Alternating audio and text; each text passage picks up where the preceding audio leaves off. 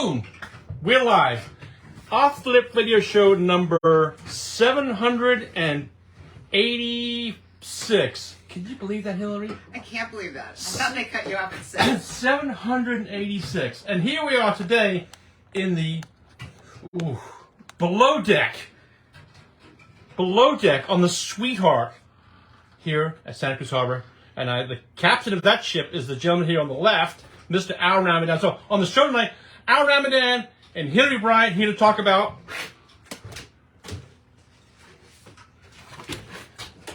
saving Westcliff. Okay, so I'm gonna start with you, Al. Okay, when did this start? What day one? When does this whole thing begin? So when the egg broke? When? Yeah. Well, so it broke when she called me Yeah. on the morning of January the 5th. Yeah. At an ungodly hour. At a really early moment, like 6:30 a.m. She's walking along. You actually answered the phone? Yeah, I did. With her number, I Yeah. always answer the phone. Yeah. 6:30 in the morning. I'll give you a call then too. Don't bother. She's walking along Westcliff, and she's stopping fucking cars getting swept into the ocean. There is waves breaking over Westcliff Drive. Right. She's sopping wet. Right. She gets back to the house. She's in pieces. She's like, oh my God, it was just terrible. And she was able to get hold of Tony Elliott and some of the other folks who actually shut Westcliff Drive down. And she said some very important words to me, which is like, Duck. yeah, That. if we don't fix this, nobody will. Right. And so that's how it started. Immediately. The morning of January 5th. Immediately. Right? It was coming apart. It was coming apart before then? No, I mean, well, before then certainly, but you could see it happening in that moment in front of your eyes. Right. Which is sad. Yeah, it's Because sad. this is where you live. It's where you live, but it's where so many people in our community enjoy. I mean, And outside the community enjoy Westcliff. I mean, who doesn't enjoy Westcliff Drive? Right? Everybody. It's an iconic walk or iconic bike ride or drive. Iconic park.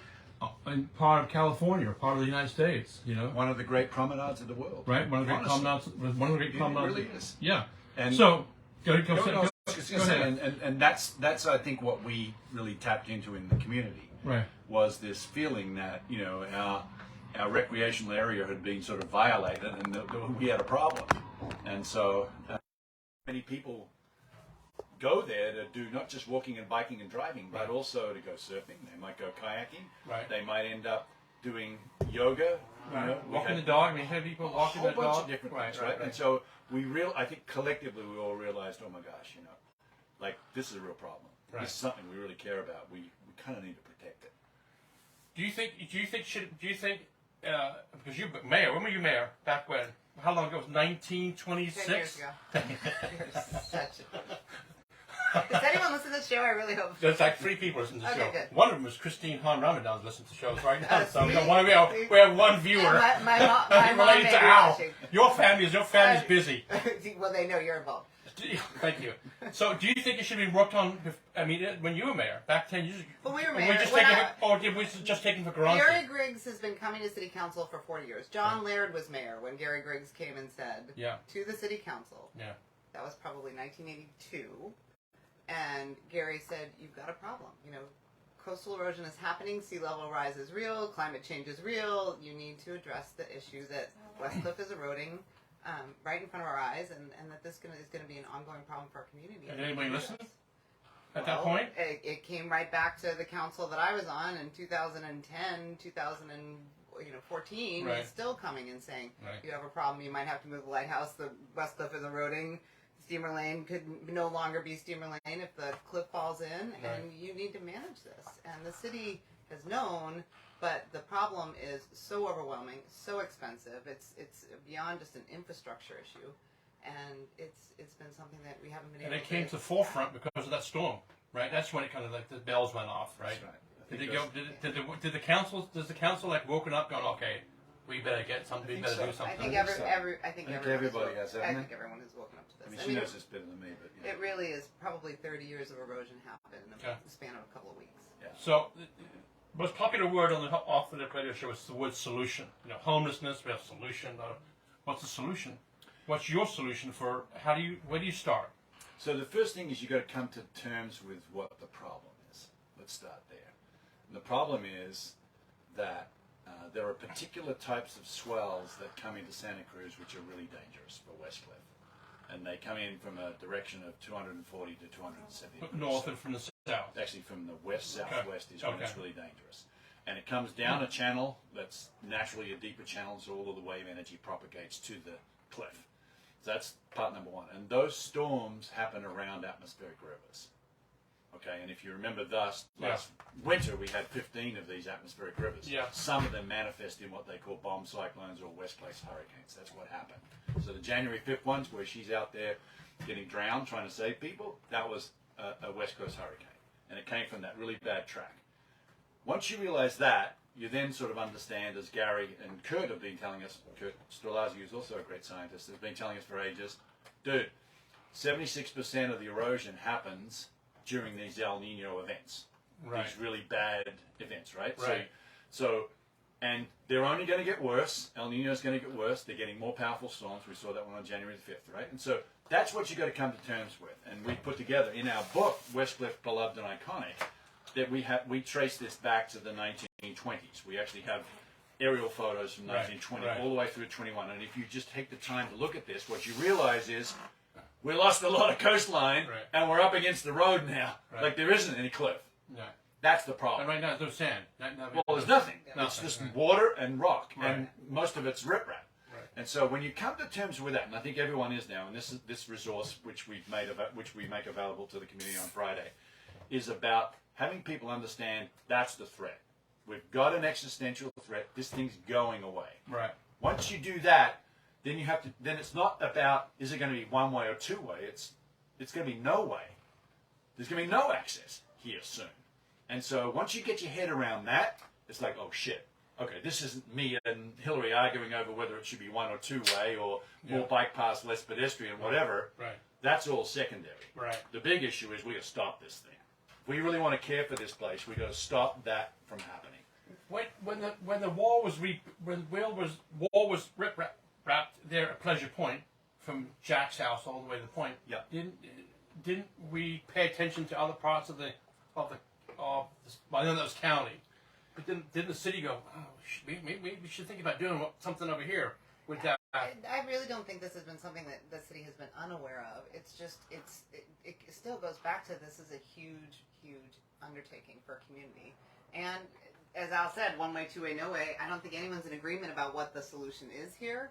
But you do have to go back to if we do nothing, we will have nothing. So we've got to start thinking, long-term strategy and how not just the section of Westcliff that has been damaged, because it could be pretty easy to just isolate and say, okay, Columbia to Woodrow, you got a real problem. Go a little further to Mitchell's, you got to fix that, and then leave the rest of it. But the reality is, this is going to be a problem all the way around, and we have to deal with the whole thing. And now you're dealing with all kinds of governmental people, Coastal Commission, and dealing with there's a whole bunch that you're going to go deal with. Are they giving you like the easy path or like a fast track to get this thing fixed, or is it going to be just going to be one governmental nightmare to try to get this I think the starting point is the community has to rally around a solution that we believe. Are they? I think so. Okay. I think people are coming to recognize, oh my gosh, this is a real issue, and what we've done for the last 40 years, to Hillary's point, hasn't worked. Just hasn't. Evidenced by the photos. There's those pieces aren't there anymore. They're in the water, right? And so, and I do think that there's been a change in tone and sentiment with the Coastal Commission as well. And I think they've always been painted honestly as the bad guys. I don't think they're the bad guys here, honestly. We've had 40 years of messing around with this, and they've been saying to us for the last 40 years, hey guys, you kind of get your act together again. And we just collectively, the community, city, county, haven't done it. And so they've came out recently, 2021, with a new set of guidelines for agencies and cities, which start the conversation with this idea of nature-based solutions. That is to say, let's use nature and natural sort of mechanisms to try and protect those places, as opposed to thinking about putting up a seawall like we did at Pleasure Point. Nothing wrong with that. I'm just saying that may or may not work up here. Right? And so I think that's where everyone's starting to head is like, okay, well, what kinds of nature-based solutions could work here? And as we say in the book, there's a couple of pretty good examples in our own hometown. Capitola Beach didn't exist in 1960. Because the yacht harbor. No, it just didn't. Well, it didn't exist in 1920. Right. Okay, it didn't. But what happened was we put a groin in at Capitola to catch all of the sand that was running down the coast. And at the time, it was because the harbour had been put in and had been robbed of sand for 4 or 5 years. Yeah. In addition to that, right here in this yacht harbour, if you keep going to the end here, you're going to see a jetty that goes out. Right. Seabright Beach. Remember we went up there that day with that guy? Who was the guy? What was his name? Dave Revel. Dave Revel, that's right. Yeah. And as he said, there's 350 yards of beach there that didn't exist in 1962. Right. Did any of those houses on Seabright get impacted by the storm? No. No. But they would have done. They would have done it before the yacht harbor was built. Totally. They And if wouldn't you be look there. at, there's a wouldn't be photo there. in here of 1941 Right. of the house. There was a the check- castle house the castle was house, getting right. waves breaking over it back in Right. 1941. So if that sand wasn't there, those houses would be gone too. Right. So it's Are a you, look. are you just pushing? Is that pushing it down? Pushing the can down the street a little bit? No. No. No. Okay. So there was at the time that we built the harbour, which was 1962 to 65, what we did was we built the jetty and didn't so-called charge the beach, i.e. put sand in there. So for 3 years, that thing caught all of the sand that was washing down and not let anyone go down to Blacks or Pleasure Point or Capitola, which is why Capitola was pissed, because they Right. didn't get anywhere. Right. So the modern science on all this stuff is charge the beach immediately. That is to say, put the sand there in the first place. Right. And then once that happens, all the sand washing down the beach keeps washing down the beach. So, and you know, I was growing up, and there's other stories in here about 1974 and 75 when I was in Noosa, in Australia, which Yeah. was when I was a sort of a Grom at high school. And they were at the time dealing with the same situation. They figured it out. They've been pumping sand, and they've got retention devices for sand that have been there for 50, 60 years. Well, I think of Venice. You know, the seawalls they put up, the seawalls they put up, and keep the water out. And I guess it's a way to fight back Mother Nature. But how do you fight? How do you fight Mother Nature? Well, Mother Nature's going to win. I mean, but you certainly know. can do things, and you can. What I was talking about with these nature-based solutions, they give you some options to really think and rethink how you're going to manage this. And to your point, yeah, you don't want to.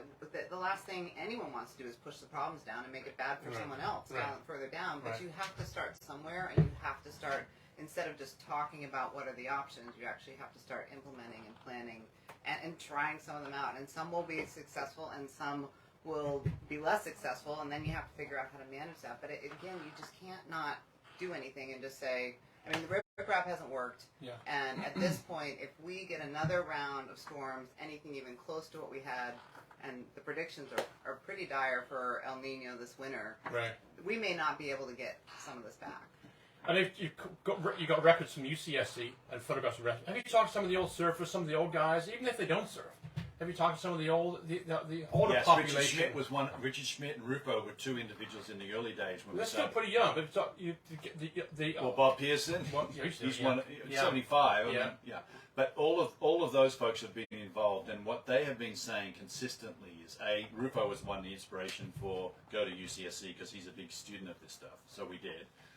But Richard Schmidt and Rufo and Bob have all been talking about the difference in the sand at Mitchell's when they were teenagers to what it is now. Right. It's a lot different. That is to say, there's not as much. Yeah. Right? And that's because all of the sand retention devices, the rocky points and Groins Double Dagger Point, for example, which is now Bird Rock, that used to retain all of the sand sort of up coast of it, right?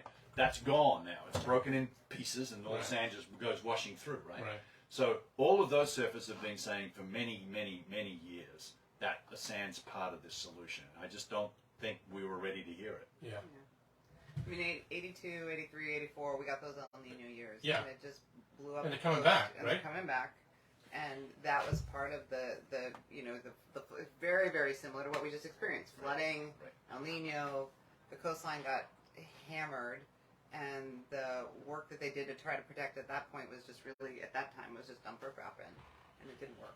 Because the riprap's now all over the coast. So where do you start? Where do we start? I know you got a company out of East Coast company, a consultant firm. No, so so Farallon Strategies, Right. which is based out of sort of San Francisco. Okay. Michael McCormick and his team, thankfully, are working with the city to start to roadmap all of the different plans. It's no surprise that each So division. you got more than one solution. You're gonna Yes. several. Yeah, they got, and Michael's looking at, first of all, aligning all of the plans that we have. There's a parks plan, there's an adaptation plan, Right. there's a transportation plan. There's a lot of plans, right? And So you have can't please everybody. right? And you're not going to please everybody, No. but Michael's trying to reconcile all of those plans to have what he calls a master plan. That's a really positive step forward.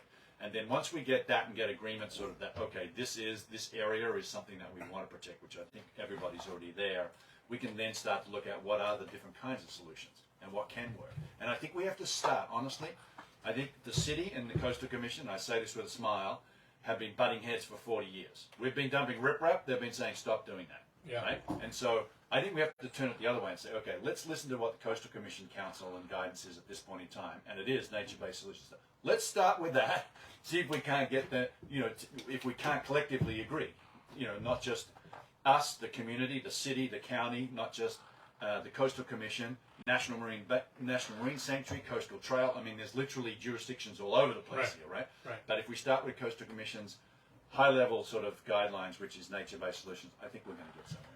To be clear, when we're talking about us and we and them, it's really, we're just trying to help facilitate what we can, bring the community along in the conversation.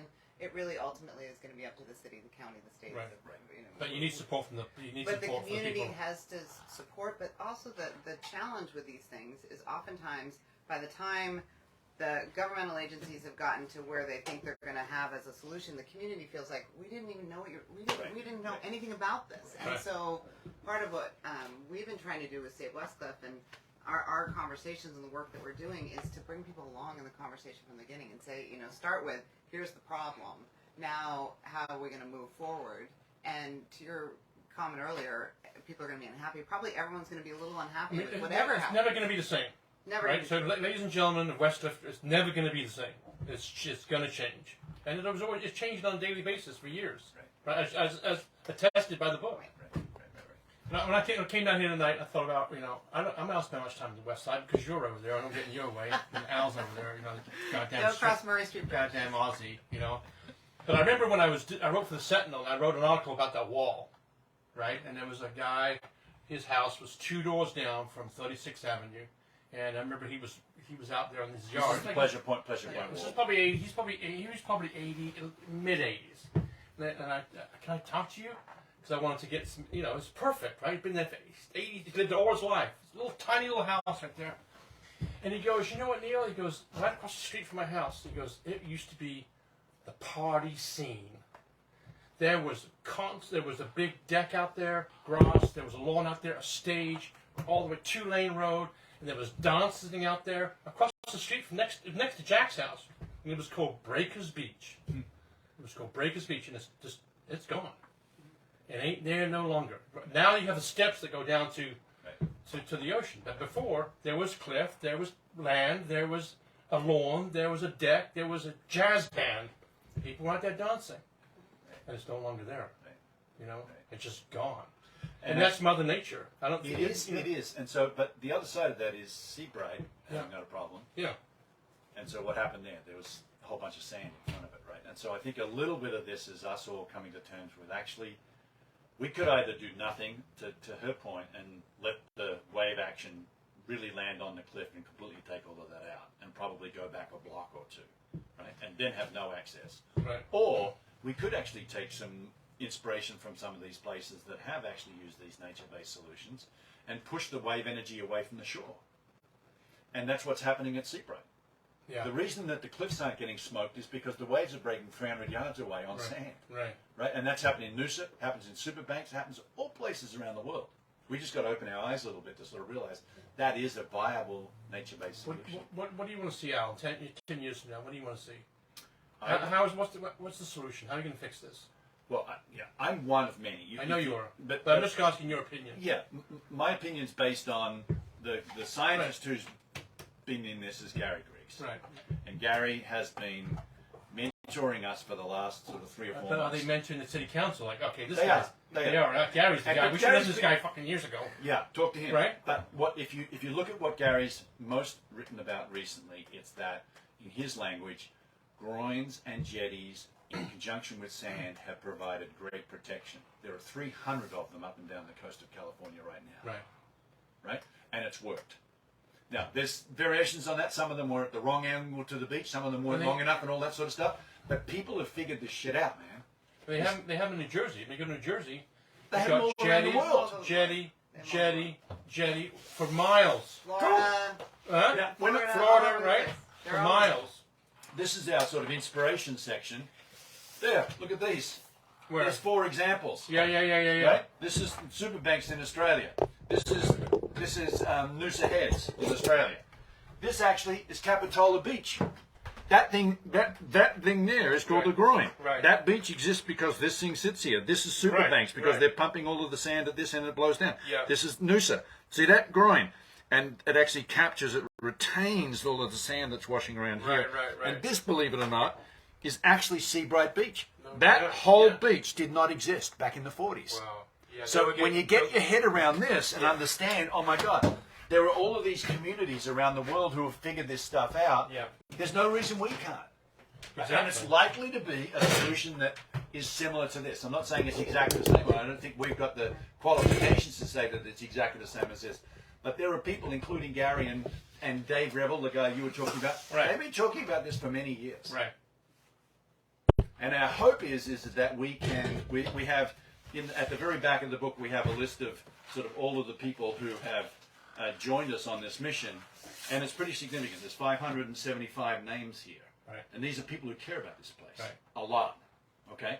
And so if we can, and they're all engaged in this conversation now, to Hilary's point. And what Hilary said to me on day 1 is, we have to get everybody to understand and be part of the process from the start. That's what we've done, I think, pretty well so far. Where's the money coming from? It's completely self-funded at this point. By the community. By the community and by the... No, sort so of the city hasn't spent a dime yet. No one's spent a cent. And do you expect the city to spend a dime? Don't No, think no, so. no. Don't think so. Would And they allow? Do you think they will allow you to fix it? Oh, on the whole On the process? solution Yeah, side? absolutely. Oh, No, totally. and it's going to I take mean, way they more want than skin, a they want state. skin in the game, or they just go, hey, No, go no, ahead, no, guys, no, you got no, fire, you got all those people out there, everyone chip in 10 grand, you got off and running. It's going to take city, state, federal money. And the only reason this is clearly an opportunity to do something much larger than just the fix because of the disaster that we've just experienced. Yeah. That's the only reason you can have a conversation like this. The city's general fund couldn't even manage the beginning of the start of the repairs. Right. It's so huge. These infrastructure projects, they're not a couple $1 million. They're hundreds of millions of dollars. Al, is it fixable? Are you pushing a rock up the hill here and going to make it, or is it fixable? No, it reminds me exactly the same as the 80s in Snapper Rocks, and it reminds me of the 70s in Noosa. This was the same tone. It was like, oh my God, we just got whacked by a cyclone down there. Right. And what are we going to do about this? And now those 2 communities, absolutely thriving. And actually, so far so that Noosa itself was awarded a World Surfing Reserve status in 2019. Both Hilary and I were there for the dedication ceremony. It is phenomenal, I man. didn't get that invite. I was shocked. You were on the east side. No You were on the pommies, east side. no pommies Sorry. allowed, man. Wrong place. It's phenomenal. What they have done with their community and that sort of shoreline is quite spectacular. But that sounds easy, Al. Just do the same thing as Well, we that's did here. 50 years later. Right? That sounds easy. It's 50 Let's years do- later. None of this is easy, but it's doable. Totally. Okay. If you have that long game, which is a 50 or 100-year game, it is fixable. Yeah. If you're just arguing about what happens tomorrow morning, it's a waste of time. Yeah. And you have to have that. You have to look at this. What do we want to see 50, 100 years down the road? This is, I mean, Gary Griggs has been coming for 40 years to city council. So, Yeah. According to him, 50. What are we doing with the just a sidebar? The lighthouse. What are we doing with the lighthouse? Because it's we moving it. that's part of this whole question. I mean, that is. Do you? I think the bigger question on that specifically is this. Right now, if you go down into the caves from the It's Beach side and look inside there, it will scare the shit out of you. Yeah. The caves go back 50 feet under the lighthouse. Right. So you got a question. You're going to just let that go, or are you going to do something about it? Right. That's the question for you. Right. I personally think we should do something about it. I also think that Steamer Lane itself is in the top 5 lanes waves in the world. Yeah. Like literally, I've surfed a lot of them. Okay? It breaks 150 days a year. It has some of the most unbelievable sort of like waves of all time. If that end of that point goes, that wave goes too. Yeah. And so, are we okay as a community saying, "Oh yes, we're just going to let our number one asset disappear"? Yeah. Like, no, of course we're not. And does that mean we're going to have to make some hard decisions about what do we do to protect it? Yes, it does. Does that mean we have to have balls to get up there and sort of say, hey, we should stop this? It kind of protects the whole town, because if you don't have any waves, if we have no waves all of a sudden that come to Santa Cruz, they'll pack up and go home. Right, that's what people come here for. Or end up on the east side. Huh? Or they'll go to the east side. Well, there's no waves on the east side. What are you talking about? Here we go. Yeah, that's okay. So good. I'd say one other thing I did when we were doing the research for this, Louisa pulled out, who's the lovely one of the lovely librarians from UCSC. She pulled out this fantastic 1889, kind of like Yellow Pages, right? And it's all of the different counties and cities talking about themselves and, hey, why don't you come here? Santa Cruz, you know what it said? What did it say? Come and experience the Cliff Drive in 1889. Right. That's the number one. Yeah, the drive. And right. by the way, it's still the number one. Yeah. Right? Yeah. And so we're not going to protect the number one asset? Come on. Yeah. That doesn't make any sense. Right. Yeah. That makes no sense. Not for us, not for our grandkids. Sometimes the city council doesn't make too much. Sometimes it doesn't make sense. If you better help somebody. If 550 people stand up and say, yes, we want to fix this, it can be fixed. And I don't think the city council is unaware of this problem, nor do I think that they're going to ignore it and say, well, just let it fall in. I really think that there is an active conversation going on at every level of government about what to do about this. Yeah. And we're not the only community facing it. So that's the other thing. You've got an opportunity where you've got other communities having these conversations. I think the Coastal Commission is completely aware of this situation. Right. You've got state and federal officials aware of the situation and working on it. And, you know, the talk about the lane goes back to the entire exercise cannot be about what is just damaged. It has to be looking at the whole picture, the entire stretch of that coastline, because it's going to continue to move along the road, and it's going to damage the recreation forever. You had that meeting that Thursday night, right? Down there at London. April 27th. The top 3 things people wrote. People wrote notes. They wrote comments. Top 3 things that people wrote that they were concerned about. Yeah, number 1 was losing the place that they most loved. Okay. I mean, it was literally by far the biggest thing. And there was one of the stories about a gal who came and meditated every day at 7 a.m. in the morning at Mitchell's, and like she couldn't imagine her life without being able to do that. Well, that was one of the stories that showed up. We actually asked every single member who joined to tell us their story. And so we have 500 of these stories, right? But the biggest one is about, this is the place that changed. And here's what happened, Neil. During the pandemic, the need for a place to go and just chill out was there. And you know what? You know what filled that need? That place right there. Right. Westcliff became, as Sarah Gerhardt said, a transformative place. It helped us with our mental health. It helped us with just our spirituality, the whole thing. You got to keep the cars off there. Are we going to No, you don't need to. We don't need to keep the cars off there. The cars should be going there. Okay. Now, if we can secure where the current boundary is, right, for 50 or 100 years, then we can have it. Then we have permission to have a discussion about, well, should it be 2-way, and only a shared bike lane and a pedestrian lane, or should it be 1-way with a bike lane and a pedestrian lane? By the way, what I think about that is irrelevant. It's what the community collectively thinks about that in overall terms. But we're not going to have any of that conversation unless we can secure this boundary. Right. That's the bottom line. And so it's going to be no way fast if we don't do anything. And it could well be this winter. We may well be too late. However, to what was happening at that community meeting, there are real impacts to those neighborhoods. Totally. It's not, you can't set aside that people in the immediate surrounding neighborhoods are feeling significant change in their daily lives because of what's happened out there. And those have to be part of the conversation, because if it changes, the traffic pattern changes, those neighborhoods are forever changed, and that's a real impact. Right. And you know, the certainly Westcliff area is much bigger than the immediate neighborhoods.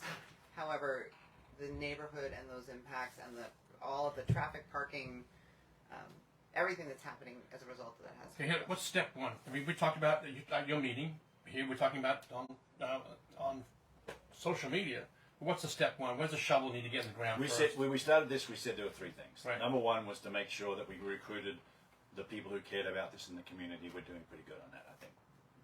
Long way to go. We'd like it to be 5,000, not 500, but we're starting.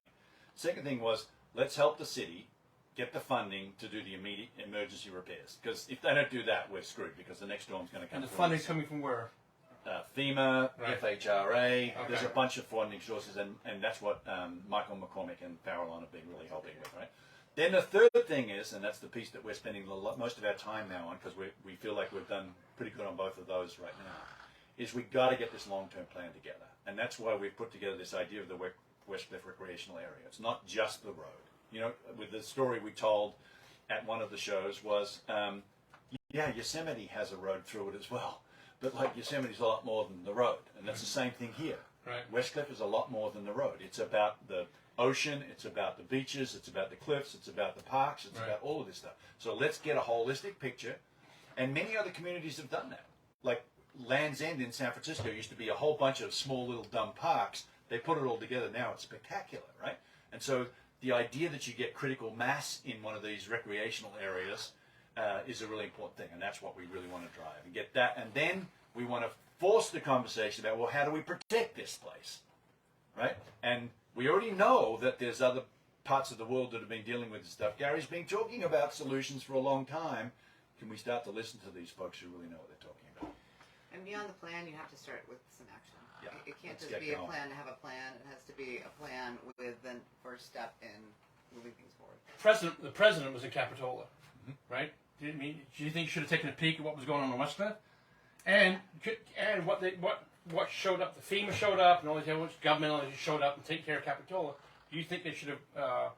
Or hey, over here. No, I actually, to that, Neil, I feel pretty strongly that the entire, for the unique and different from even the fires, our entire county was impacted in a variety of different ways. Right. And, you know, the president came to Capitola, and what happened in Capitola was devastating for Capitola. What happened up in Boulder Creek in the valley was devastating for them.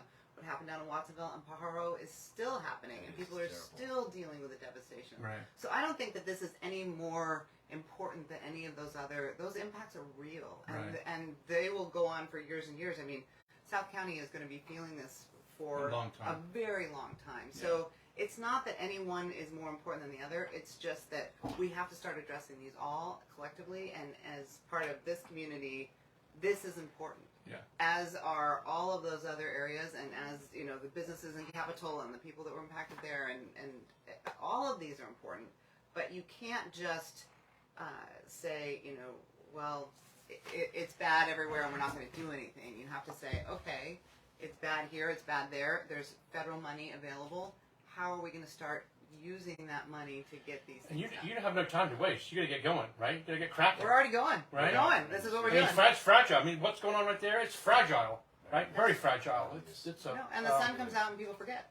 Yeah, It's like if you're not directly impacted by, you know, wherever you are in the county, if it's not a direct impact, it's pretty easy to forget. And I'd say one more thing, which Sure, go is ahead. the other side of this is we can also, in addition to taking inspiration from these other communities who have dealt with this stuff and have these long-term things, we can also be a great showcase for other cities in California. We're not the only ones in California who are going to be dealing with this kind of thing, right? And so if we can as a community, we can as a city, county, Coastal Commission, and all the other agencies involved actually solve this problem. Right. And by the way, everyone's looking. Like the New York Times article that interviewed Hillary said right up front, like everyone's looking at Santa Cruz and what's going to happen here because it's a high wave energy zone, you know, with a whole bunch of resources, whether homes or parks, right there. So let's use that as inspiration to kind of go fix this thing. It's a reason to do it. So anybody wants to get involved, they can do it how? SaveWestcliff.com. SaveWestcliff.com. Instagram page, just Facebook page, right? No, SaveWestcliff.com. Just the website, that's it. Yeah. All right, and people can contact you here. Through the website they can Right, contact people want us. to join you. What do you guys need? What's needed from the population? What's needed from the... Engagement, immediate engagement. Yeah. And these conversations are going to happen at the city council in the next month. They're going to continue to happen. They're going to be ongoing. But whether you get involved with Save Westcliff or you start paying attention to the city, start paying attention because it's going to happen. Everything's going to be on there on the website. Scheduled meetings. People can get involved. Everything. You get an email update on a regular basis. Okay. And in addition to the upcoming city council meeting, which I think is on the 23rd of May, soon after that we understand that sort of Farallon's going to get up and start to talk about the next phase of the road mapping and the funding and all that sort of stuff. Come along and listen. Those guys are doing an unbelievably good job for us, and we can support them. Yeah, people really need to pay attention. Yeah. This is the time, and it'll before it's too late, before the decisions are made, get involved, and all those funding decisions along the way are important for people weighing in. Yeah. Al, thank you. Thanks a lot, Neil. Hillary, Yeah. you came back on my show. I came back. She returned. Maybe it'll be the last time on the show. I do not know. No, but we'll get it back. We'll get it back, and we'll continue. I can come please. I'll come blow this up, and whenever you want me to, I'll be down here with my camera, and we can blow it up, and as much as we can, and help out as much as I can. Thank you, Neil. Thanks, guys. Appreciate it. Thank you so Thank much. you. Next show is the next show. I forgot. AlternateRadio.com. They'll tell you. Thanks a lot. Cheerio.